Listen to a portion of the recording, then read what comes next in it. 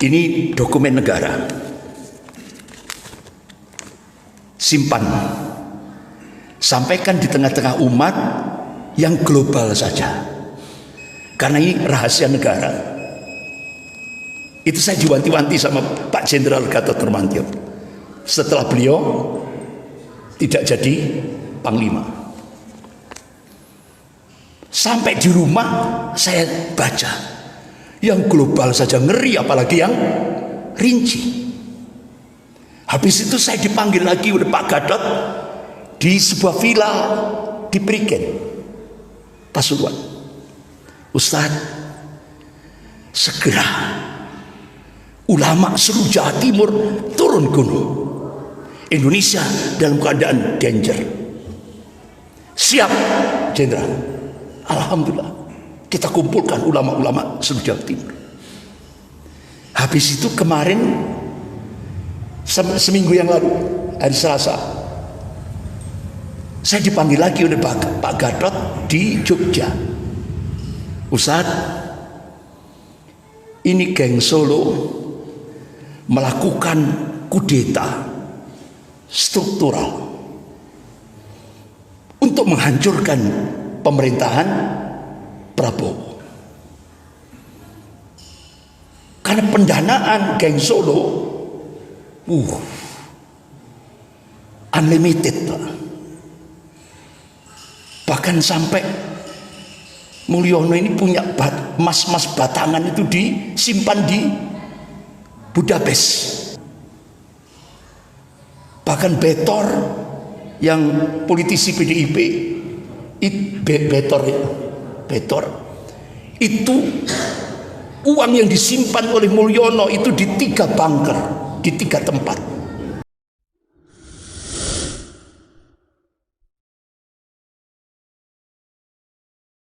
Assalamualaikum warahmatullahi wabarakatuh.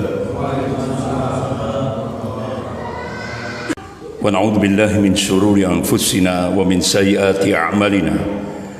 من يهد الله فلا مضل له ومن يضلل فلا هادي له أشهد أن لا إله إلا الله وحده لا شريك له وأشهد أن محمدا عبده ورسوله يا أيها الذين آمنوا اتقوا الله حق تقاته ولا تموتن إلا وأنتم مسلمون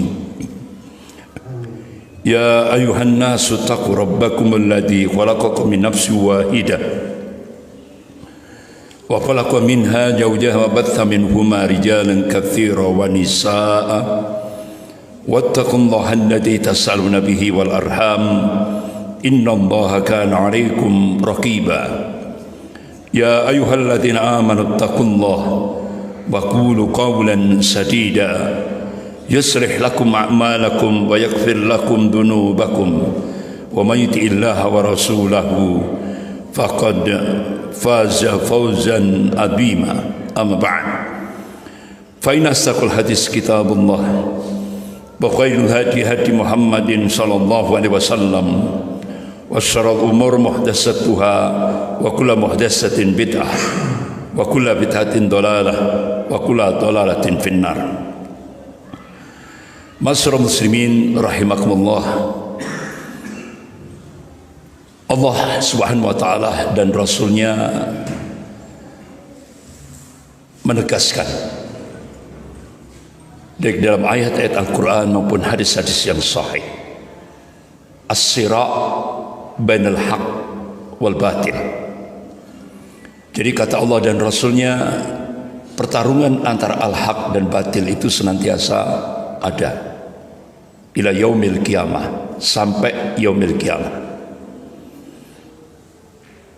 Bahkan Allah Subhanahu wa taala mengabarkan dalam surah Al-Maidah ayat 82. A'udzu billahi minasyaitonir rajim. La tajidanna asyadan nas adawatan lil ladzina amalu yahuda wal ladzina asyraku. Sungguh kalian akan melihat atau menyaksikan orang-orang yang paling keras permusuhannya terhadap hamba Allah yang mukmin, kata Allah, al-Yahud, dan orang-orang musyrik. Jadi kalau kita melihat dalam skop global, Indonesia ini sedang dicengkram oleh dua kekuatan dunia. Yang pertama yang sering kita sebut dengan global predator, atau yang sering disebut dengan elit global. Kemudian elit global ini punya proksi, boneka, dan itu sebagaimana yang disampaikan oleh Dr. Mahathir Mohamad ketika masih menjabat sebagai Perdana Menteri Malaysia, ketika beliau mengumpulkan seluruh dunia Islam di Kuala Lumpur. Dr. Mahathir Mohamad pidato,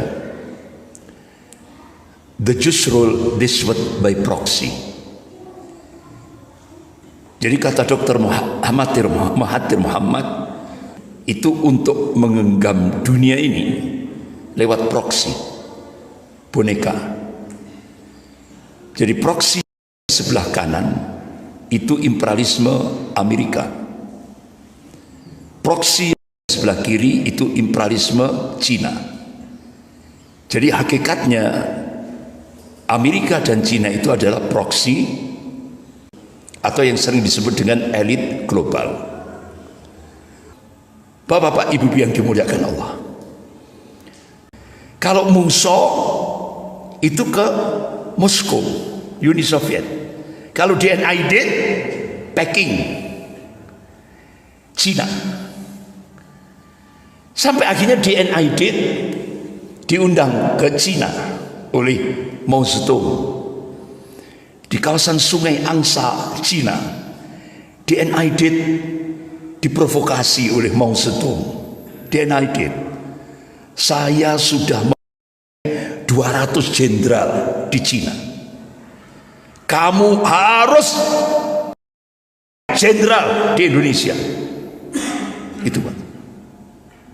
Berapa yang ditarget oleh DNID? 7 jenderal. 7 jenderal. Yang satu selamat. Jenderal Abdul Haris Nasution selamat. Tapi putrinya terkena tembakan. Pak Jenderal Abdul Haris Nasution berhasil melompat di pagar belakang rumah dinasnya. Putrinya yang kena tembakan oleh anggota Cakrabirawa yang dipimpin oleh Letkol Untung. Itu. Jadi bapak-bapak, ibu-ibu yang dimuliakan Allah, inilah kekerasan yang dilakukan oleh ideologi komunisme di Indonesia untuk menghadapi Serikat Islam. Ini kita mempelajari dari sisi genealogi, gen. Nah, kira-kira sekarang pelanjutnya siapa? Setelah DNID, PSI. PSI. Partai Sosialis Indonesia. Yang lambangnya gajah. Gen Pak, ini gen, nggak lepas dari gen. Ya kan, gen. Ini nanti tunggu tanggal mainnya. Apalagi Grace Natali yang ketua pertama kali PSI memberikan penegasan, PSI partai anti agama, ya kan? Habis itu dari Grace Natali ke Giring, ya kan? Nah itu. Baru setelah Giring, Kaisang. Siapa? Kaisang. Ya. Ini terang-terangan Pak, partai anti agama ini. Tapi wakil wali kota Malang PSI. Ya, ini genealogi Pak, genealogi. Kita belajar dari sejarah. Kemudian yang sebelah kanan, Madame Blavatsky. Madame Blavatsky ngutus orang namanya Liberton. Ini orangnya.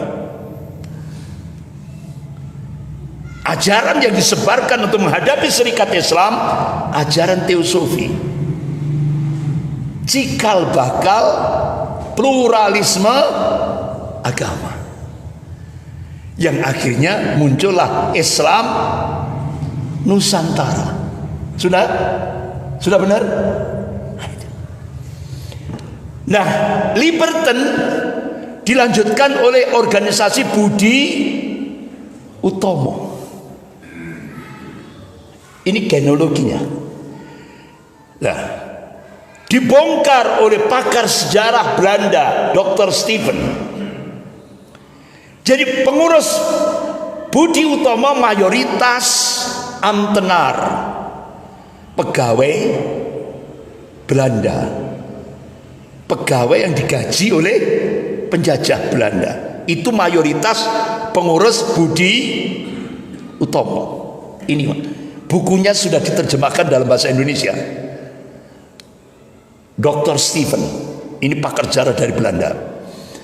Torekot Mason bebas dan masyarakat di Hindia Belanda dan Indonesia 1764 Masehi sampai 1962 Masehi. Ini tokoh-tokohnya Budi Utomo. Dr. Wahidin Sudiro Husodo dan Dr. Sutomo. Ini Pak orangnya. Mayoritas. Ternyata menurut Dr. Steven, organisasi Budi Utomo itu kepanjangan dari gerakan Zionis Yahudi internasional, Freemasonry Zionis Yahudi. Nah, untuk apa tujuannya? Untuk menghadapi Serikat Islam. Nah, Haji Umar Said Cokroaminoto itu punya cita-cita. Kita mencintai bangsa kita dengan ajaran Islam, dan kita akan berusaha sepenuhnya untuk mempersatukan rakyat Indonesia dengan Islam. Ini cita-citanya Haji Umar Said Cokroaminoto. Nah, akhirnya Budi Utomo lahir setelah 3 tahun. Lahirlah organisasi Budi Utomo setelah 3 tahun untuk mengimbangi gerakan Haji Umar Said Cokroaminoto. Jadi bapak-bapak, ibu yang dimuliakan Allah, apa sih perbedaan antara Serikat Islam dan Budi Utomo? Kalau Serikat Islam tujuannya untuk Islam Raya dan Indonesia Raya, sementara Budi Utomo menggalang kerjasama untuk memajukan Jawa dan Madura saja, bukan untuk Indonesia, Jawa dan Madura saja. Dari sisi bahasa, Serikat Islam anggaran dasar, anggaran rumah tangga ditulis dalam bahasa Indonesia, sementara Budi Utomo anggaran dasar, anggaran rumah tangga ditulis dalam bahasa Belanda. Bagaimana sikap organisasi terhadap Belanda? Serikat Islam non kooperatif, anti penjajahan, sementara Budi Utomo kooperatif karena mayoritas pengurusnya pegawai Belanda, ambtenar. Itu. Bagaimana sikapnya terhadap Islam? Kalau Serikat Islam memperjuangkan Islam, Budi Utomo anti Islam politik dan anti Arab. Ternyata Allah tegaskan dalam surah Al-Fat ayat 22 sampai 23 itu. A'udzubillahi minasyaitonir rajim. Sunnatullahi allati qad khalat min qabl wa lan tajid sunnahi tabdila. Jadi sunatullah itu sudah berlaku sejak dulu, dan kalian tidak akan pernah melihat atau menyaksikan perubahan akan sunatullah. Artinya apa? Allah mengabarkan sejarah akan berulang. Ternyata berulang. Sekarang yang meneruskan Budi Utomo PWI LS, PWI LS, Laskar Sabilillah ya, PWI. Itu pembiayaan terbesar dari Aguan 9 naga. Dia benturkan antara kiai dan habaib. Ini penerusnya ini anti Islam Arab, anti Islam politik dan anti Arab. Sampai akhirnya organisasi Budi Utomo mengeluarkan buletin tanggal 11 Januari 1918. Judul buletinnya apa? Rasulullah SAW pezina dan pemabuk. Dan buletin itu disimpan sampai sekarang oleh Profesor Ahmad Mansur Sodanegara, guru besar ilmu sejarah Universitas Padjadjaran Bandung.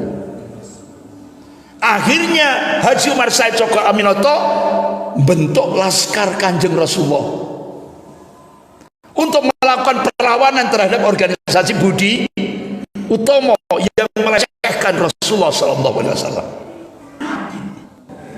Kira-kira apa pijakan Haji Umar Said Cokro Aminoto bentuk Laskar Kanjeng Rasulullah? Itu beliau dasari dari satu hadis sahih rawahu Bukhari wa Muslim. Qala Rasulullah sallallahu alaihi wasallam, la yu'minu ahadukum hatta akuna ahabba ilaihi min walidihi wa waladihi wa nasi ajma'in. Ini hadis sahih rawahu Bukhari wa Muslim.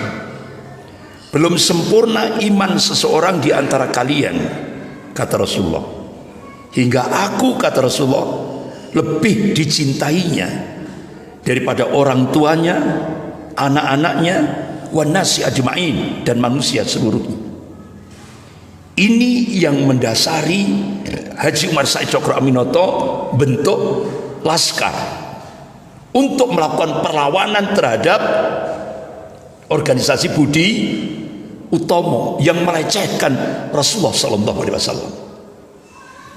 Akhirnya organisasi Budi Utomo bubar tahun 1935 karena perlawanan dari Laskar Serikat Islam. Jadi Haji Umar Said Cokro Aminoto itu tahun 1905 Masehi itu sudah mengumandangkan jargon. Apa jargonnya Haji Umar Said Cokro Aminoto tahun 1905 Masehi? Semurni-murninya tauhid, setinggi-tingginya ilmu, dan sepandai-pandainya siasah. Artinya apa? Kalau kita ingin dimenangkan oleh Allah, tauhidnya murni, akidahnya murni, imannya murni, tauhidnya benar-benar jangan sampai terkontaminasi dengan segala macam bentuk-bentuk kesyirikan. Itu syarat mutlak kalau ingin mendapatkan kemenangan dari sisi Allah. Kenapa? Kata Haji Umar Said Cokro Aminoto waktu itu beliau sudah mendengungkan, wa man nasru illa min indillahil azizil hakim. Kemenangan itu datangnya dari Allah yang maha perkasa lagi maha bijaksana, bukan dari manusia. Bahkan Haji Umar Said Cokro Aminoto tanggal 15 Januari 1926 memasukkan isu gitu ya, di koran Hindia Baru. Jadi koran dulu kan milik Belanda kan, milik penjajah. Itu beliau masukkan satu isu baru. Bila umat Islam tidak memiliki khalifah atau pemimpin, maka seolah-olah badan yang tidak punya kepala. Ini bapak-bapak, ibu-ibu, Haji Umar Said Cokro Aminoto itu dengan bahasa yang mudah dipahami oleh masyarakat pada masa penjajahan, beliau mengungkap tentang apa pesan dalam surah Al-Baqarah ayat 30 gitu. A'udzubillahi minasyaitonir rajim. Wa id qala rabbuka lil malaikati inni ja'ilun fil ardi khalifah. Sesungguhnya Allah berfirman kepada para malaikatnya, aku hendak menciptakan di muka bumi ini seorang khalifah, pemimpin. Ini Haji Umar Said Cokro Aminoto mendengungkan itu 15 Januari 1926. Nah, umat Islam itu loh Pak, baru sadar Pilpres 2024 kemarin. Padahal ini sudah didengungkan oleh Haji Umar Said Cokro Aminoto 1926 Masehi, saat Indonesia dijajah oleh Belanda. Sudah didengungkan.